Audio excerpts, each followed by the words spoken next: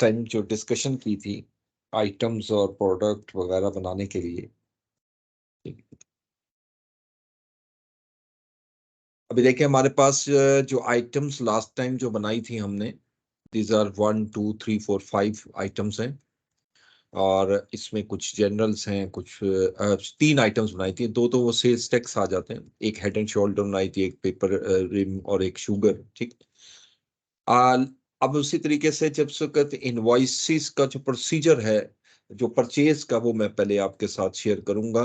देखिए service industry और product industry में जो बेसिक डिफरेंस है वो यहाँ से शुरू होता है कि सबसे पहले आपको पीओ बनाना होता है, परचेज ऑर्डर।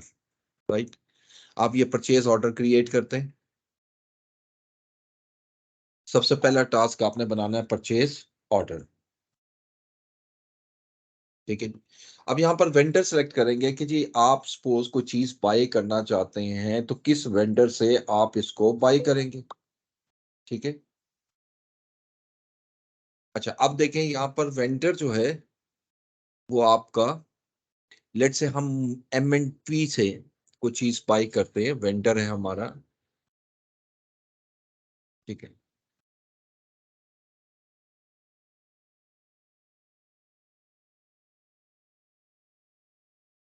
ठीक है जी, अब यहाँ पर डेट आ जाए।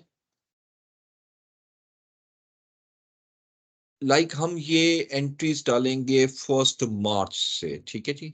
ये 1 मार्च को चलेंगे। अच्छा, इसका सिंपल तरीका ये होता है, माइनस प्लस करेंगे तो डेट आगे पीछे होती जाएगी। ठीक है जी। इसमें सिंपल प्लस माइनस करना है। 1 मार्च आ गई। PO नंबर 1, वेंडर आपका ऊपर आ रहा है मुल्लर एंड फिप्स। अब आप इससे कौन सी आइटम खरीदना चाह रहे हैं। अभी हमने 3 आइटम्स बनाई थी। अब जैसे मुल्लर एंड फिप्स से डेफिनेटली हम हेड एंड शोल्डर जो है वो हम बाय करेंगे। लाइक हम ये हेड एंड शोल्डर करते हैं। हम उसको ऑर्डर दे रहे हैं जी कि आप हमें 100 पीस जो है वो दे दो, 100 पीस। ठीक है। अच्छा जी, ये 52,500 का जो है ये हमारा परचेज ऑर्डर बन गया।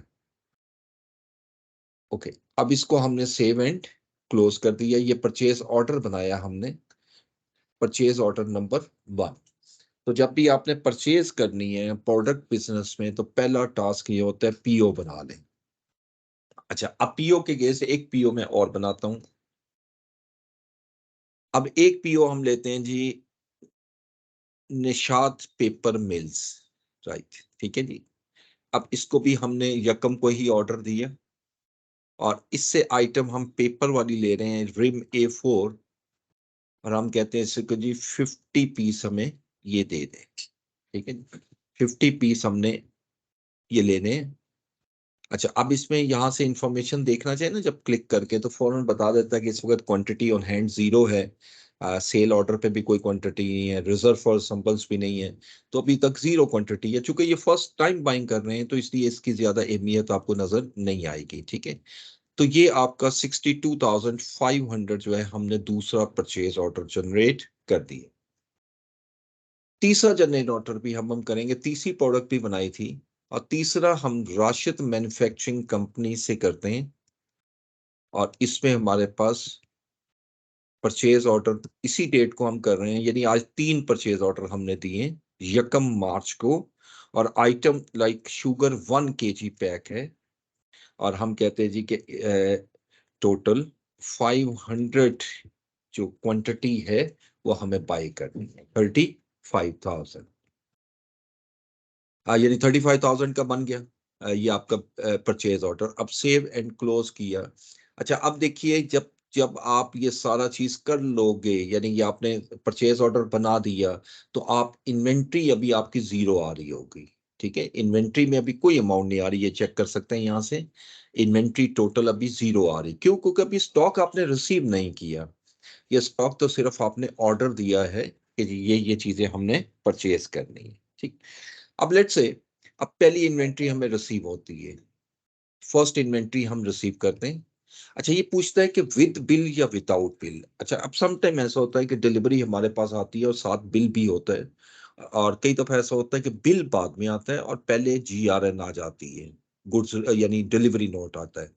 तो जैसे भी आप बिल विद बिल लेंगे, विदाउट बिल तो हम ले लेते हैं। अब मैंने विद बिल लिया।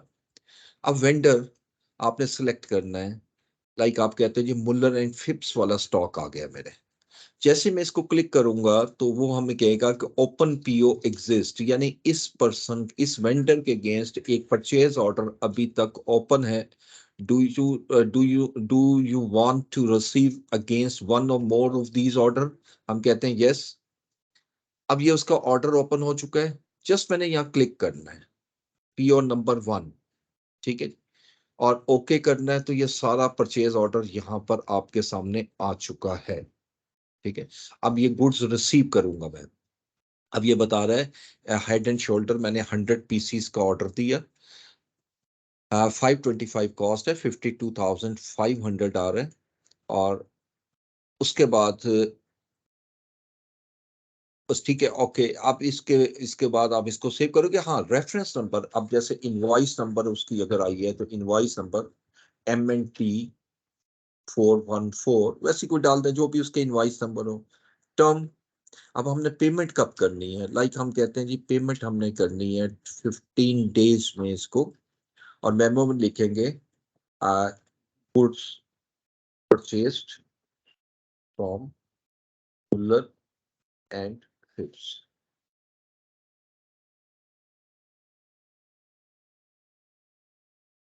अब सेव एंड क्लोज किया। अब हर ट्रांजैक्शन के बाद मैं इसका इफेक्ट दिखाना चाहता हूँ कि इफेक्ट कहाँ जाएगा। अब देखिए इस वक्त हमने 100 पीसीस जो हैं हेड एंड शोल्डर के रिसीव कर लिए। कौन वेट कर रहा है लॉबी में?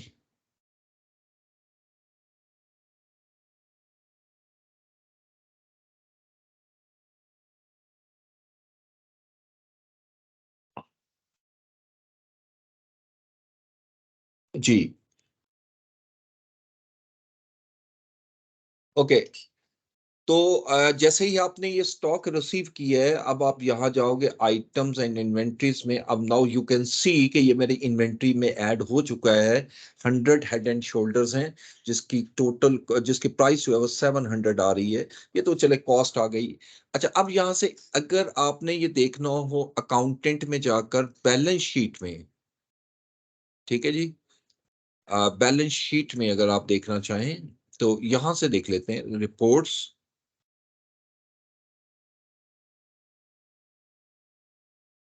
Balance sheet.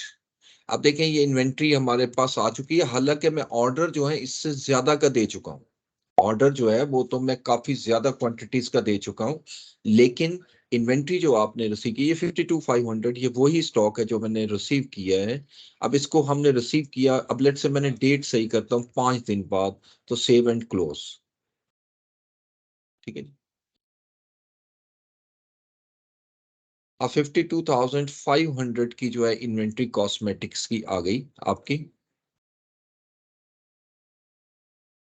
अच्छा, उसके बाद अब ये अकाउंट्स पेबल भी शो हो रहा है 52,500 के जी, मेरी ये लाइबिलिटी क्रिएट हो गई। अच्छा, इसके बाद अब हम एक और स्टॉक रिसीव करते हैं। अब मैं रिसीव करता हूँ कि विदाउट बिल। देखिए दो मुख्तलिफ सीक्वेंस लिए थे। पहला बिल रिसीव किया था मैंने इन्वेंट्री विद बिल, और दूसरा रिसीव किया था विदाउट बिल। ठीक है जी। अब विदाउट बिल हम कहते हैं जी निशात पेपर से हमें स्टॉक आया। अगेन वही इंफॉर्मेशन देगा कि इसका पीओ ऑलरेडी एग्जिस्ट करता है, क्या आप इसको रिसीव करना चाह रहे हो ऑर्डर को। हम यस करते हैं और इसको क्लिक करूंगा, 1 मार्च ये आ गया। अब आपने देखना है कि स्टॉक आया कब है। अब जरूरी तो नहीं कि यकम को ऑर्डर दिया तो यकम को आ गया। लेट्स से हम कहते हैं जी 7 को हमें ये स्टॉक रिसीव हुआ। और रेफरेंस नंबर कोई भी डाल सकते हो, लाइक इवन पीओ नंबर ही डाल देता हूँ, PO नंबर 2 जो हमने दिया था। अब 62,500 खुद ही कैलकुलेट कर रहा। अच्छा, अब आप जिस वक्त चेक करते हो यहाँ पर आप कहते हो जी 50 यूनिट तो उसने भेजे ही नहीं है। उसने तो हमें अभी 30 यूनिट्स बेचे हैं। ठीक है जी, सेंड किए हैं। तो सम टाइम ऐसा होता है कि परचेज ऑर्डर के अगेंस्ट पूरा स्टॉक नहीं आता। राइट, ये ज़हन में रखिएगा कि पूरा स्टॉक नहीं आता, इसलिए बिल हमें रिसीव नहीं हुआ। अभी 30 यूनिट आए हैं, इसका मतलब 20 यूनिट अभी भी मुझे रिसीव होने हैं। अब मैं इसको सेव एंड क्लोज कर देता हूं।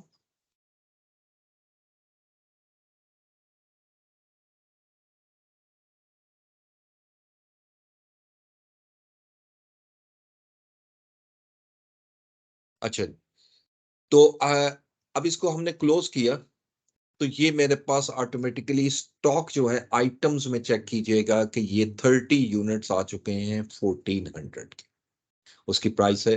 हालांकि मैंने ऑर्डर दिया था 50 यूनिट्स का, राइट। अभी हमारे पास इसमें 30 यूनिट्स आ गए हैं, 20 यूनिट अब भी हमारे पास पेंडिंग है। अच्छा, अब यहाँ पर रिपोर्ट्स में जरा एक चीज यहां दिखाना चाहता हूं मैं आपको, वो जरा देखिएगा, परचेज में आइएगा, और परचेज में आ रहा है ओपन परचेज ऑर्डर, यानी किसी वक्त भी अगर आप देखना चाहो कि मेरे कौन से ऐसे परचेज ऑर्डर हैं जो कि अभी पेंडिंग है, यानी जो मैं ऑर्डर ऑर्डर दे चुका हूं और आपको रिसीव नहीं हुआ। आप क्योंकि आपने परचेज में प्रिक्योरमेंट करनी होती है, उसमें देखना होता है कि स्टॉक टाइमली आए। अब मैंने जैसे इसको क्लिक किया तो ये देखिए 2 परचेज ऑर्डर ये शो कर रहा है कि अभी ये ओपन है, यानी स्टॉक परचेज ऑर्डर नंबर 2 अभी ओपन है।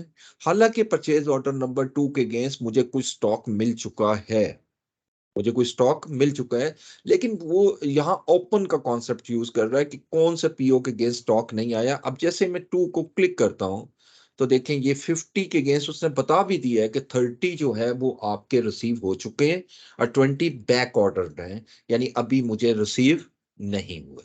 ठीक है, तो ये आपने इसमें ये चेक करना चाहें तो आप इसको चेक कर सकते हैं। अब दूसरा जो परचेज ऑर्डर है 3, इसमें से तो अभी हमें स्टॉक ही नहीं मिला, तो लिहाजा यहाँ पर कोई वो इंफॉर्मेशन नहीं दे रहा। ये देखें रिसीव 0 कर रहा है कि अभी हमें कोई स्टॉक रिसीव नहीं हुआ। ठीक है, अच्छा अब देखिए जो मैंने पहला पीओ बनाया, पहले इन्वेंट्री में सारी रिसीव कर लेता हूँ सॉरी एक के, अब मैं विद बिल एक और रिसीव करता हूँ। और अब ये परचेज ऑर्डर है मेरा राशिद मैन्युफैक्चरिंग का, और राशिद मैन्युफैक्चरिंग के केस मैंने ये अमाउंट 10 यानी 10 तारीख को मेरा स्टॉक आया, और इनवॉइस नंबर लाइक 112, ये तो वो जो भी आपके इनवॉइस नंबर लिखा होगा वो आप लिख दोगे। टर्म आपने देखनी है राशिद मैन्युफैक्चरिंग के साथ, अगर टर्म चेंज करनी है लाइक मैं कहता हूँ 2% 10 नेट 30, यानी 20 को ड्यू हो जाना है ये स्टॉक। ठीक है जी, और अदरवाइज 9 तारीख को ड्यू होना, यानी 20 को अगर पे होगा तो डिस्काउंट एप्लीकेबल होगा। तो ये भी जरा सीख लेंगे। मेमो में आप लिख दीजिएगा received stock from Rashid manufacturing, PO number 3। अब देखें कि आपके पास कितना स्टॉक आ रहा है।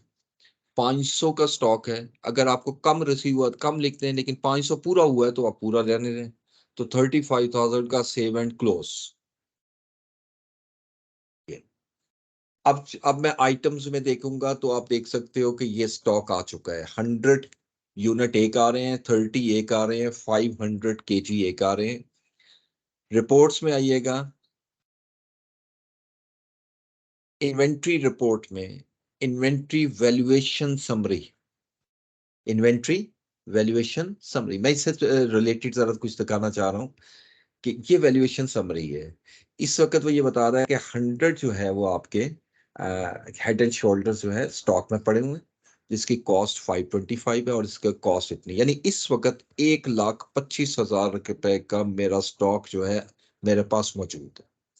ठीक है, और यही चीज मैं वेरीफाई करना चाहता हूं तो मैं automatically statement of financial position से भी मेजर कर सकता हूं। ये देखिए 125, और इसमें कैटेगरी भी बता रहा है कि कॉस्मेटिक का मेरा 52,500 का स्टॉक है, जनरल का 35,000 का, स्टेशनरी का 37,500। ठीक है जी, यहाँ तो आइटम वाइज होगा ना, चूंकि 3 आइटम मैंने ली है, एक कॉस्मेटिक की है, एक स्टेशनरी की है, एक जनरल की है, तो इसलिए यहाँ पे तो इक्वल नजर आएगा। लेकिन अगर आप इसको ज्यादा आइटम डालते जाएंगे तो ऑटोमेटिकली ये रिजल्ट जो है वो आपका चेंज होता जाएगा। इवन ये यहाँ तक बताता है कि जो आपकी ये आइटम है ये टोटल इन्वेंट्री का कितने परसेंट है स्टॉक में। ठीक है, अब जैसे ये 42% है, 30% है, 28% है। ओके, अभी पे बिल की तरफ मैं नहीं आ रहा, पे बिल को छोड़ दीजिएगा, यहां तक मैं आया हूं।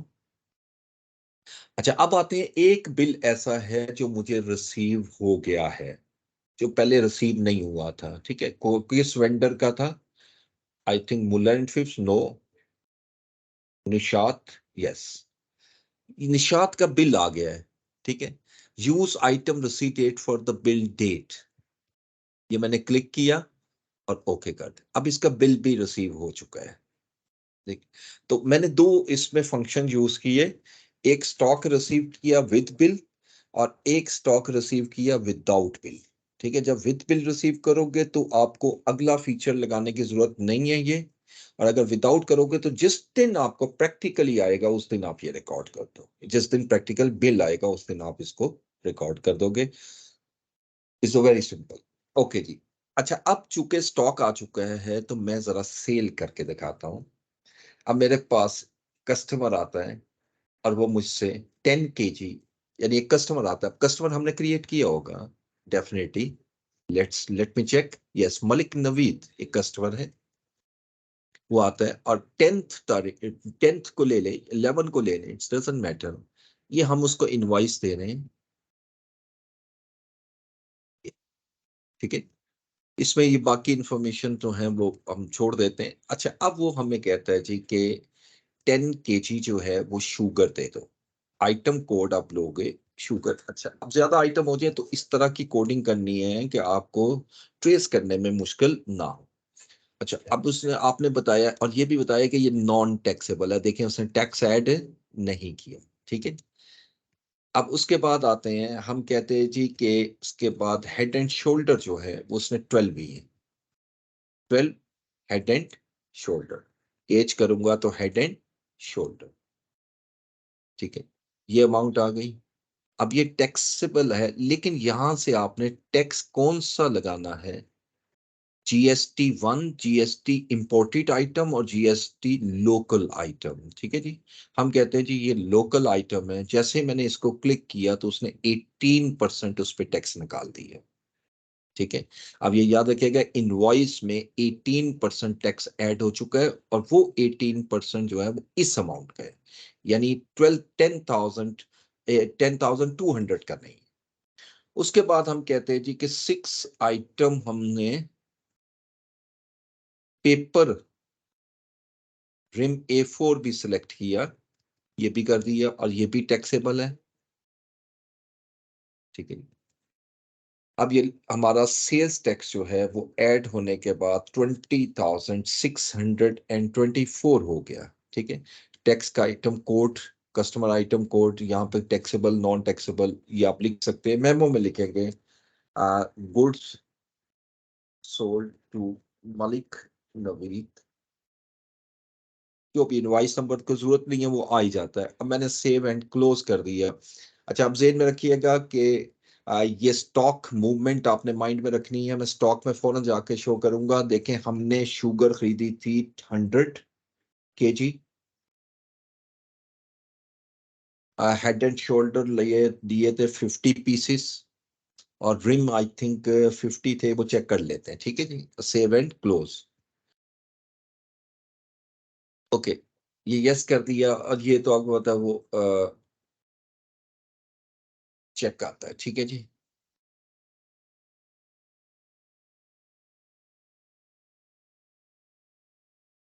ओके जी, तो ये करने के बाद आप आइटम में चेक करते हैं जरा। तो आइटम में देखें कि हेड एंड शोल्डर 88 रह गए हैं, यानी इसका मतलब मैंने 100 खरीदे हुए थे, 12 सेल हो गए। अच्छा, पेपर रिम 30 आए थे मेरे पास, जिसमें से 6 सेल कर दिए हैं, 24 रह गए। शुगर फोर्ड 90 रह गए हैं, 500 kg हमने मंगवाए थे, 100 नहीं 500 kg थे, तो उसमें से 10 kg हमने शुगर सेल कर दी, ठीक है। अब जरा देखते हैं प्रॉफिट कहाँ पे कैसे कैलकुलेट करता है। रिपोर्ट्स में आइए,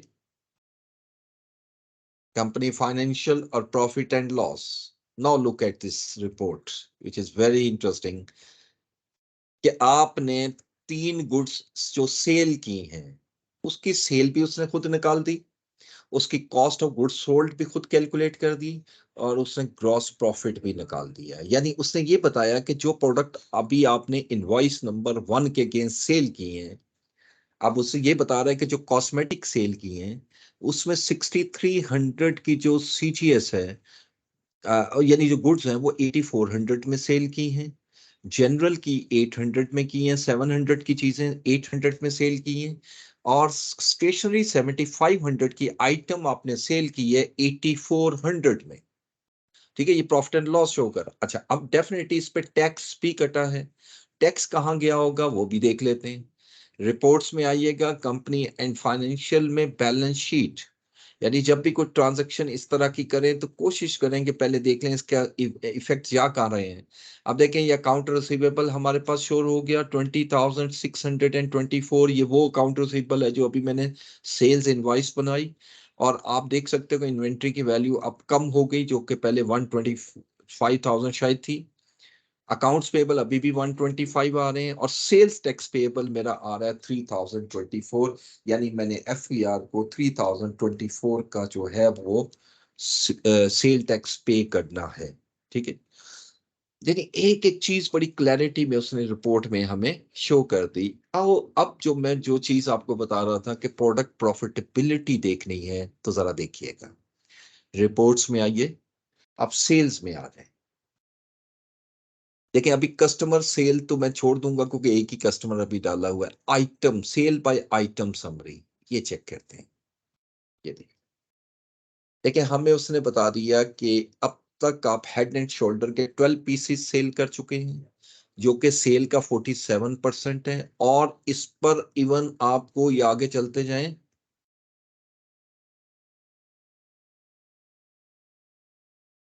तो यू कैन सी कि इस पे 25% मार्जिन है। यानी ये जो हेड एंड शोल्डर है, इस पे हमारा मार्जिन 25% है, ग्रॉस प्रॉफिट मार्जिन। ये जो हेड एंड शोल्डर आपने सेल किए, इस पे रिम जो सेल किया है A4 का, ये इस पे 10.7% मार्जिन है।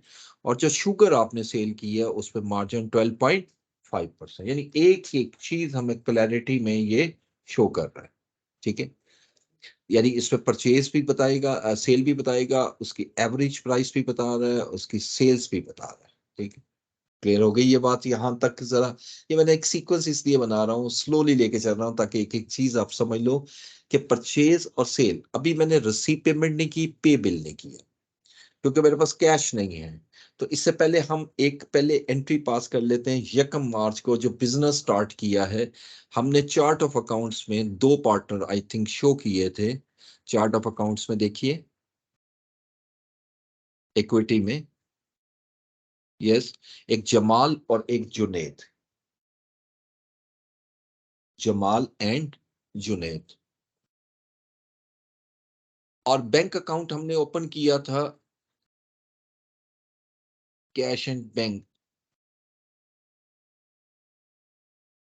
लेट मी चेक कि कैश और बैंक कहाँ आ रहा है। अच्छा, वो अकाउंट ओपन नहीं हुआ, तो बैंक अकाउंट ओपन कर लेते हैं चार्ट ऑफ अकाउंट में। Ctrl+N। ठीक है जी, यहां से आप लोगे अदर, ये बैंक का ले लें, बैंक। ठीक है जी, कंटिन्यू करें। अब देखिए, सब अकाउंट कोई नहीं आ रहा ना अभी। यहां मैं लिखता हूं जी, कैश एंड बैंक बैलेंस, ये मेरा मेन अकाउंट है, राइट। अगर मैं सब अकाउंट सेलेक्ट करता हूं तो देखें ये खाली आएगा, तो ये सब अकाउंट नहीं है अभी किसी को। अभी ओपनिंग बैलेंस कोई नहीं डालना, क्योंकि हमने न्यू बिजनेस का ये स्टार्ट किया है। ये मेरा एक बैलेंस, एक अकाउंट बन गया कैश एंड बैंक। अब मैं लेता हूं इसमें जी बैंक HBL अकाउंट 1 2 3 4, बस ये आ गया। अब यहाँ सब अकाउंट दिया हमने कैश एंड बैंक बैलेंसेस का, और यहाँ लिखते हैं bank account number 1 2 3 5 2 6 HBL, right. Save and new किया। अब दूसरा हम लेते हैं कैश इन हैंड, सब account of cash and cash balances. तो यहां लिखेंगे cash in hand held at office premises, और सेव एंड क्लोज। ये मैंने इसलिए बनाए कि अब मैं चूंकि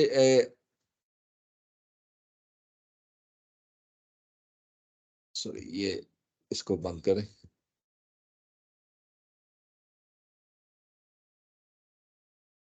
हाँ, ये मैंने इसलिए बनाया कि अभी मैं चूंकि बिजनेस स्टार्ट किया है तो कैपिटल डालना चाह रहा हूँ क्योंकि पेमेंट आएगी तो आप ये चीजें खरीदेंगे। ठीक है जी।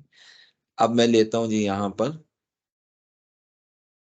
फॉर्म में आ जाते हैं।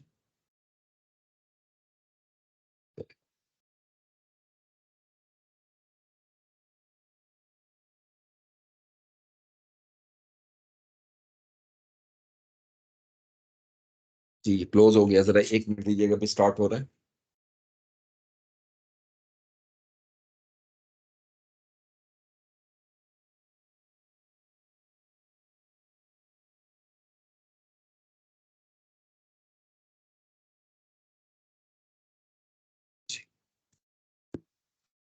ओके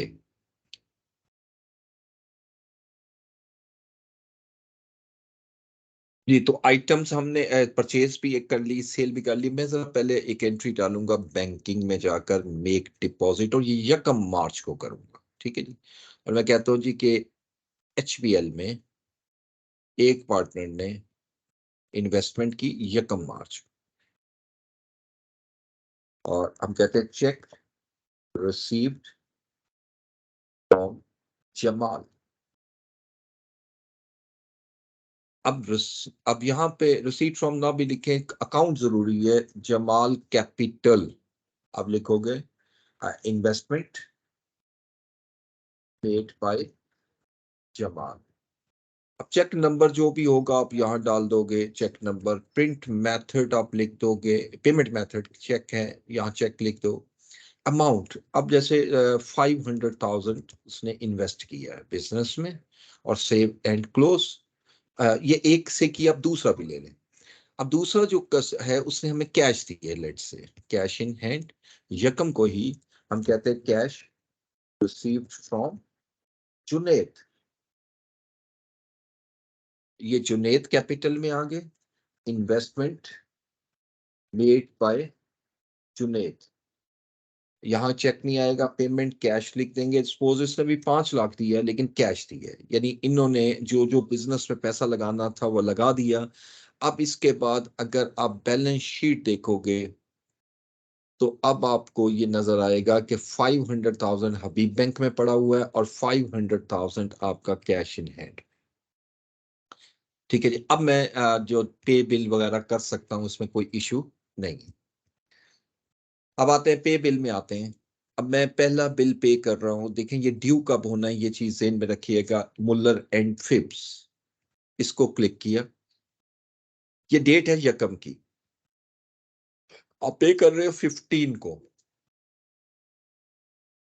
ठीक है जी, तो हम यहां पर डेट जो है, पेमेंट डेट 15 ले लेते हैं। पेमेंट आ रही है चेक या कैश, वो आप देख लीजिएगा। हम चेक करते हैं तो चेक असाइन चेक नंबर कर देंगे, और किस अकाउंट में जाना चाहिए, आप कहते हो जी ये जो चेक है ये हबीब बैंक में जाएगा, हबीब बैंक से पे होगा। ठीक है, सॉरी जाएगा नहीं, वहां से पे होगा को हम पेमेंट करने लगे। ठीक है, अगर कोई आप डिस्काउंट अप्लाई हो रहा है तो वो यहाँ आप करोगे, अगर कोई डिस्काउंट है, यानी अगर आप अर्लियर पेमेंट कर रहे हो तो यहाँ सेट करोगे डिस्काउंट को।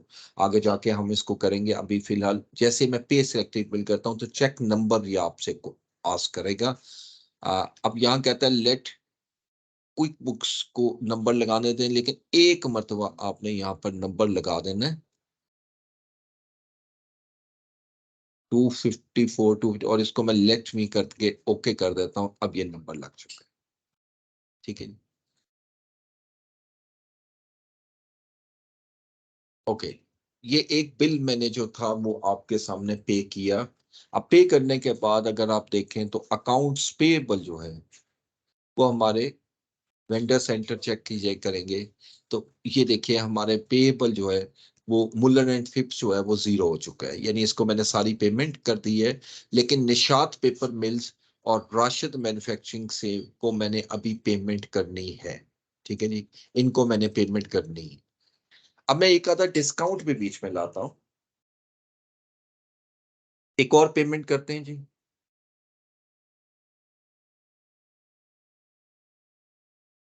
सॉर्ट बाय डिस्काउंट डेट, ये डिस्काउंट डेट में फॉल कर रहा है राशिद मैन्युफैक्चरिंग कंपनी, राइट। 35,000 का ये अमाउंट है।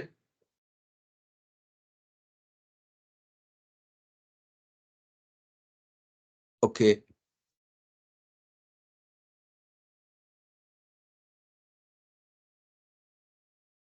जी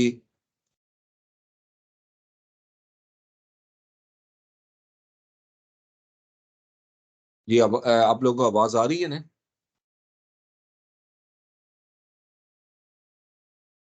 जी सर, आ रही है। Okay okay. चलिए। अच्छा जी, अब ये पेमेंट हमने करनी है 35,000 की। और हम पेमेंट कब कर रहे हैं? देखें, ये पेमेंट, ये जरा जेहन में रखिएगा, ये बिल जो है ये ड्यू होना है। अगर आप डिस्काउंट पेमेंट में डिस्काउंट डे को पेमेंट करोगे तो 20 को होगा। अब जरा चेक करें, मैं आपको एक चीज दिखाना चाहता हूँ। ये 15 डेट आ रही है, अभी यहाँ लिखी हुई है। तो इसका मतलब है कि डिस्काउंट उसने ऊपर खुद ब खुद कैलकुलेट कर दिया है। ये देखें, सजेस्टेड डिस्काउंट 700, 2%। यानी मुझे ये पेमेंट अब नहीं करनी, 700 कम करनी। जरा मैं इस डेट को आगे लेके जाता हूँ, 17, 18, 19, 20, 21, 22 करते हैं। जैसे मैंने 22 किया, इसने जीरो कर दिया।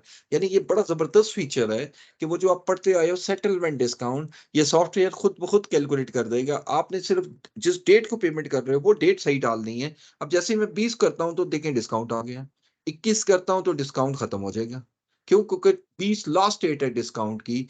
और अगर डिस्काउंट नहीं लोगे तो आपको 9 तक पेमेंट करनी है। तो मैं 20 कर देता हूं क्योंकि मैं डिस्काउंट कैलकुलेट करना चाहता हूं। अब मैं यहां पर सेट डिस्काउंट करूंगा। इसका अकाउंट हमने नहीं बनाया हुआ, ठीक है जी। एक दफा इसको सेट करना है। तो यहां पर देखें, डिस्काउंट अकाउंट कोई नहीं आ रहा। हम इसको लाइक आप चूंकि पेमेंट कर रहे हैं परचेस वक्त, और उस पर पेमेंट करते वक्त हम डिस्काउंट ले रहे हैं, ये डिस्काउंट रिसीव्ड है, राइट। तो मैं यहां से अदर इनकम का एक अकाउंट ओपन कर सकता हूं, अदर इनकम का। अच्छा, अब मैं यहां लिखता हूं। अगर नहीं है तो मैं इस तरह टाइप कर लूंगा। ये देखें, जैसे टाइप करूंगा तो ऐड न्यू आ जाएगा, बस सिंपल इज दैट। यहां पर वो चार्ट ऑफ अकाउंट में लिखता हूं डिस्काउंट रिसीव्ड, सब अकाउंट ऑफ।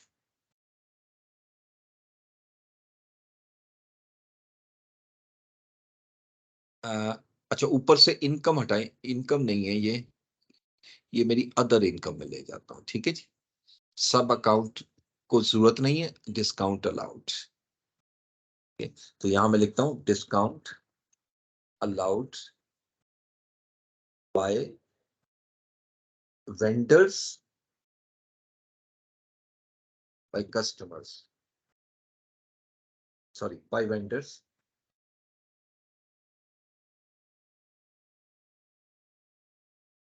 ये अब ये डिस्काउंट रिसीव 700 यहां पर आ गया। ये सेट हो गया। अब पेमेंट कहां से कर रहे हैं? चेक के थ्रू है। यस, हमने कहा चेक के थ्रू है। पेड सिलेक्टेड बिल, हमने इसको पे कर दिया। अब यहां पर जो भी चेक नंबर है वो लिख दें,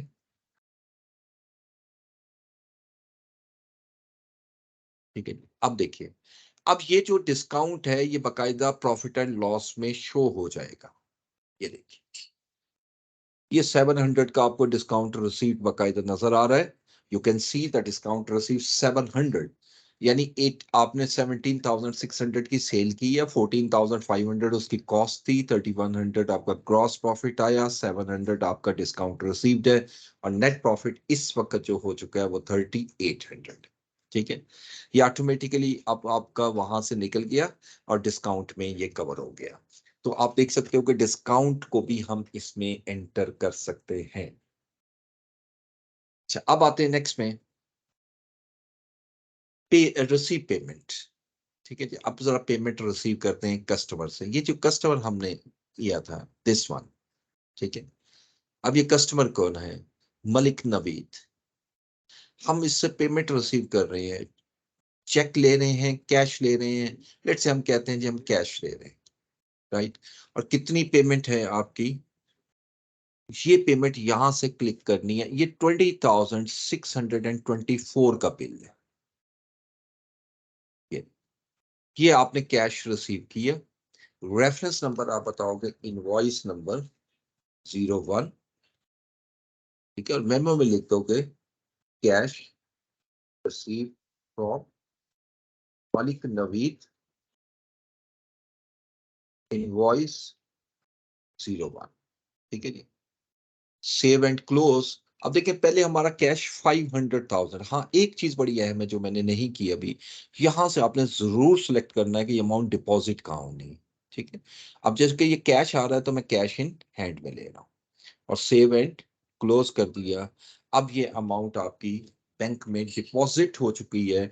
अगर आप बैलेंस व्यू करना चाहते हो, now you can see accounts payable का बैलेंस 37,500 है, जो एक इनवॉइस अभी रहती है जो मैंने पे नहीं किया। अकाउंट रिसीवेबल का बैलेंस 0 हो चुका है क्योंकि एक ही कस्टमर को सेल की थी और उससे हमें कैश रिसीव हो गया। एचपीएल का जो बिल है, सॉरी, जो आ रहा है अकाउंट का बैलेंस वो 413 है।